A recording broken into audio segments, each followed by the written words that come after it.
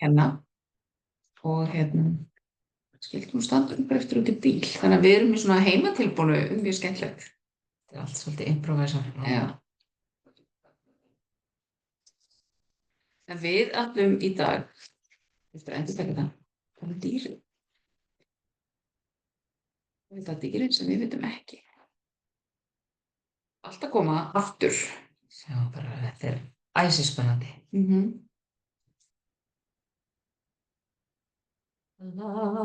Þetta nú gerist eitthvað. Það er eitthvað að gera. Það er eitthvað að gera. Stundum þarf bara að gera hlutinu tvisvar.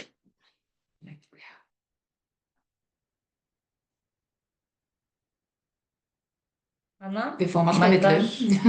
Við fáum alltaf villu. Þetta er mjög skemmtilegt. Já. Allavega. Miðvikudagur. Já. Eins og gerist í einu sinni í viku og við ætlum að tala hvað vita dýrin sem við vitum ekki. Já. Það var mjög afgerandi kosning í þessari viku.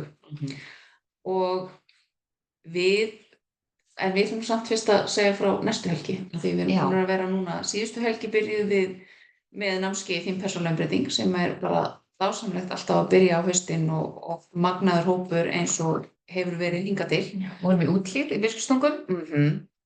Dásamlega aðstöðu þar. Fengum að kenna þar inn í kirkju sem er alveg yndislegur staður að vera. Og svo er núna helgina heimsljós í Lágafellsskóla í Mosfellsbæ. Reyndar byrjar á föstudaginn með heilunarmessu í Lágafellskirkju. Já, hvetjum mig til að kíkja þangað. Ef ég hef ekki prófað að fara í heilunarmessu þá er það alveg magnuð upplifun. Já, ekki það bara. Svo byrja heimsljós á laugardaginn 11. Klukkan 11. Já, opnar 20 mínútur í 11 húsið. Já. Og kynningabásar, alveg fullt af kynningabásum frá svona andlega tengdum fyrirtækjum með alls konar vörur. Við ætlum að vera þar bæði að kynna skólann og námskeiðin og þjónustuna sem við erum að bjóða og einnig verðum við með bás fyrir orkusteina þar sem við verðum að selja steina og spil og svona eitt og þetta. Það er svona kassar á bak okkur. Já, við erum að pakka. En það er líka bara fullt af fyrirlestrum. Við verðum með hugleiðslu á sunnudaginn. Já. Það er hægt að fara í meðferðir. Englareiki fólkið okkar ætlar að vera með stofu og bjóða upp á englareiki heilun. Stuttar meðferðir fyrir lágt gjald. Já. Og það er ástæðan fyrir því að við hvetjum til þess að það sé tekið gjald að það þurfa alltaf að eiga sér stað orkuskipti. Og já, svo er bara ýmislegt spennandi fyrir 1500 krónur báða dagana. Þá geturðu notið þess að skoða alls konar og kynna þér. Þú getur verið upptekinn allan daginn. Skemmtilega hluti. Frábær matur frá Dóru í Kúlinu. Og öll dagskráin er á heimsljós.is. Þannig að ég hveti til að kíkja og kynna þér dagskrána og svona kannski vera búin að aðeins að skoða hvað er gott, eða hvað er langar að fara í svo að þú missir ekki af. Það er eins og með pröfutímana að það er oft fljótt að bókast í þá. Það er gott að vera mætt snemma. Já. Og þetta er stærsti andlegi viðburður á Íslandi og þetta er árlegur viðburður og við hvetjum ykkur bara ef þið eru forvitin andleg mál og finnum svona köllun til að taka næstu skref og skoða hvað er þarna úti að mæta í Lágafellsskóla því að það er alveg virkilega áhugavert. Allt sem er verið að kynna og allt sem er verið að gera. Allt sem tengist andlegri og líkamlegri heilsu. Svona fyrir utan það að þetta er eins og risastórt ættamót og maður fær endalaust knús alla helgina sem er ekki verra. Er svo gott. Já. En, já. Ég ætla að segja, svo ætlum við bara að minna á hjartdagurinn okkar sem er einmitt áskriftarsamfélag, svona andlegt samfélag á vefnum fyrir ykkur sem hafið áhuga að þróa ykkur andlega á svona óháð staðsetningu. Að þema mánaðarins núna eru drekar. Það er núna í septembermánuði eru að tengjast drekunum sem er virkilega skemmtilegt og ólík orka mörgu öðru sem við höfum verið að vinna með. Já. Og fyrir þau sem koma inn á hjartdagurinn þá náttúrulega er efnið sem að við höfum verið að safna þarna inn í 1,5 ár. Mikið er til staðar. Það er mikið af hugleiðslum og það eru fyrirlestrar og annað inni sem að er áhugavert að hlusta á og svo náttúrulega fylgja þema mánaðarins. Við ætlum líka að minna á englareiki. Já. Það er námskeið í október, aðra helgina, 11. til 13. Englareiki 1 og 2, sem sagt fyrir þau sem hafa áhuga að taka fyrstu skrefin. Já, og þetta er algjör snillt fyrir þau sem hafa áhuga á að kynna sér heilun og bara vinna með heilun fyrir sig og jafnvel fyrir aðra. Alveg mögnu sjálfsvinna sem felst í þessu líka. Já, það er það. Já. En þá ætlum við bara að hjóla af stað.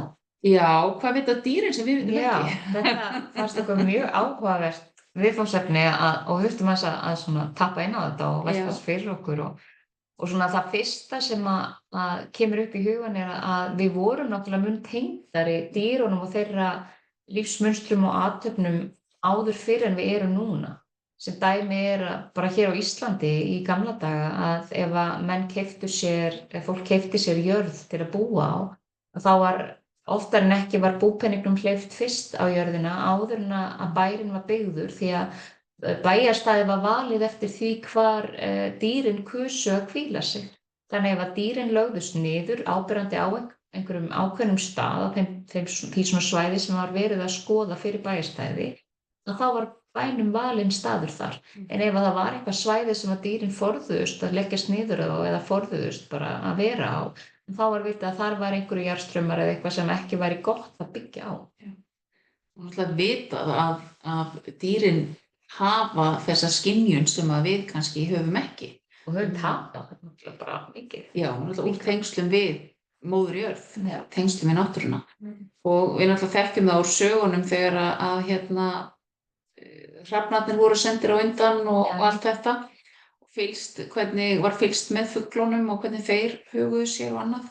Þannig að þessi tenging var miklu sterkar en hún í dag, en ég held að áhuginn sé svo sem að kvikna á því aftur. Já, það held ég líka og við erum svona, farin að taka meiri eftir dýrunum í kringum okkur og til þess að tengjast þeim náttúrulega líka bara afskaplega gott að fylgjast með þeim. Mér finnst það fátt skemmtilegar á sumrin til dæmis en að velja mér einhvern fugl sem ég fylgist með. Ef ég sest niður einhvers staðar í náttúrunni og bara fylgjast með hvað hann að gera, í hvernig mynstrum flýgur fuglinn og reyna að tengjast hann hjarta í hjarta og fá bara smá upplýsingar hvað í gangi hér. Og þau geta sagt okkur svo ótrúlega mikið. Dýr til dæmis eru miklu næmar á veðrabreytingar heldur en við erum og við getum alltaf séð á dýrunum mun fyrr heldur en að vondaveðris brestur á, að það eitthvað að gerast. Hestarnir raða sér upp í haganum með rassinn í vindinn þó að sé ekki einu sinni kominn vindur ennþá og fuglarnir koma sér í skjól og féð fyrir að hnappa sér saman og það er svona bara, það eru alls konar merki sem við getum séð á dýrunum breytingar í náttúrunni áður en breytingarnar gerast í raun og veru. Já. Það er til margar sögur þetta, bæði, og við erum að fókusa hér á Ísland. Margar sögur bæði hesta og kindur, forystusauðina og allt þetta. Hvernig þau hafa bjargað oft öllum þeim sem með þeim voru, fjörðinni í rauninni. Og svo líka bara að vita hvenær náttúruhamfarir að bresta og vera vita til dæmis ef það er að koma jarðskjálftar eða annað. Og hundarnir okkar verða oft órólegir. Ég man eftir áður en að það byrjar jarðskjálftahrinan hér sem fylgir eldgosunum, núna á Reykjanesi. Þá var hundurinn minn búinn að vera mjög skrítinn og svona óróleg í svolítinn tíma og svo bara kemur fyrsti jarðskjálftinn, Dóri, og eftir það hefur hún verið róleg. En það var bara eitthvað þetta fyrsti sem fannst hérna. Og dýrin náttúrulega sjást líka flýja svæði sem þau finna að eitthvað er að fara að gerast á en við erum ekki búin. Það er ekki komið fram á mælunum hjá Veðurstofunni eða við erum ekki farin að sjá eða heyra neitt af því. Nei, en svo eru þau líka bara svo næm á tilfinningar manna. Og það eru ansi mörg dýr sem við erum að tengja við, ekki bara hundarnir okkar og kettirnir okkar, hestar til dæmis líka. Og ég hef verið að lesa og mér finnst það mjög áhugavert að hjartasvið hesta er svo miklu stærra en þeir eru. Mér minnir að ég hef lesið 6 sinnum stærra en þeir eru.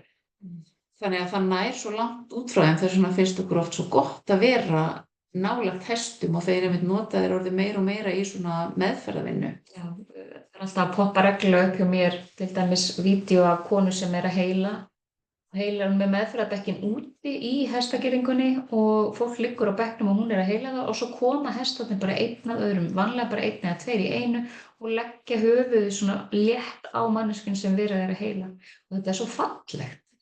Þetta bara dásamlegt Þetta og sjá alveg hestana allt í ofboðslega kringum bekkin og þá sjáum við og finnum að hestarnir eru inni í hjartaorku eða manneskjan er inni í hjartaorku hestana og allir hestarnir eru lausir, það er engin beislaður með neitt en að þeir velja að ganga manneskjunni og gera það sem þeir eru að gera sem alveg magnað. Þetta höfum við séð með hundar okkar líka í heilun og hundurinn minn til dæmis var oft með mér inn í heilunherbergi og lagðist alltaf undir bekkin á þeim stað sem þurfti að vinna áður en að ég var farin að skynja það. Svo eru náttúrulega til margar sögur og til dæmis hunda sem að fara gelt að verða alveg brjálaðir áður en að manneskjan eða það er einhver að koma í heimsókn og hundurum verður órólegur löngu áður en manneskjan kemur því að orkan er mætt á staðinn að hluta til allavega og hundurinn finnur fyrir því og þannig er allt til margar sögur að hundar hafi gelt á fylgjur fólks sér áður fyrir að hundurinn hafi orðið brjálaður og svo kannski hálftíma klukktíma seinna hafi manneskjan komið að dyrunum. Þannig að þeir skynja alveg ótrúlega mikið og hundarnir eru líka, ég finna bara með minn hunda að hann veit alveg þegar mér eða einhverjum á heimilinu líður illa. Og hann er ekkert mikið fyrir eitthvað kúr og kel en þegar einhverjum líður illa þá er hann fyrstur á svæðinu. Leggur svona höfuð að lærið á okkur og leyfir okkur aðeins að klappa sér og passa nú upp á allt sér í lagi. Þeir eru nefnilega dásamlegir með þetta og þeir eru bara svo tengdir, þeir eru miklu tengdari okkur og þó svo að þeir séu kannski almennt ekki núna gelt á fylgjur og annað sem betur fer búandi í blokk með margar fylgjur. Þeir gera það í sveitinni. En já, algjörlega og þar hafa þeir tækifæri til þess en þeir finna samt alveg ótrúlega mikið og við tökum eftir og það er verið að þjálfa hunda í að finna krabbamein og finna ákveðna sjúkdóma. Ég hef tekið eftir með minn hund fer að fólki sem er veikt án þess að nokkur viti af því og þau eru bara, það er þessi tenging sem þau hafa við hvað er að gerast hjá okkur og eflaust hjá mörgum öðrum en við erum náttúrulega bara þeirra fjölskylda þegar hundarnir eru flutnir inn. Þannig að þeir eru svona, við erum þeirra fjölskylda og þess vegna tengja þeir náttúrulega svona sterkt við okkur. Og svo fylgja dýr oft líka tunglhring eins og rollur fara á tal eins og vera frjóar eða eru að ganga oft í kringum ákveðin einhver stað í tunglhring. Þannig að það er svona, þau eru bara tengdari hringrásum lífsins og við getum lært alveg ótrúlega mikið af því að fylgjast með og tengjast dýrum. Og það er oft litið á dýr sem einhver svona heilalaus, viljalaus og viljalausar veru sem við eigum bara að siða og þannig að það beygir svo bugti fyrir okkur alltaf með allt. Og það er bara svo óheilbrigður hugsunarháttur. Og líka það að dýr eru bara einstaklingar og innan hverjar tegundar, til dæmis hundategundar eru til fjölmargar tegundir af einstaklingum. Þannig að þó að þú kaupir þér ákveðna hundategund og ætlar þér að fá bara ákveðna gerð af hund með ákveðna skapgerð og eitthvað, þú veist ekkert hvað það er vegna þess að þeir eru bara ólíkir í skapgerð. Það fer bara eftir hvar í gotinu þeir voru. Þú veist, er þetta fyrsti hvolpur sem kom út? Við höfum báðar hundar sem eru fyrsti hvolpur á gotu og þau algjörar frekjendósir, svona elstu systkinin. Já, mjög ákveðin bæði. Já. Og þetta er bara eins og með börnin okkar.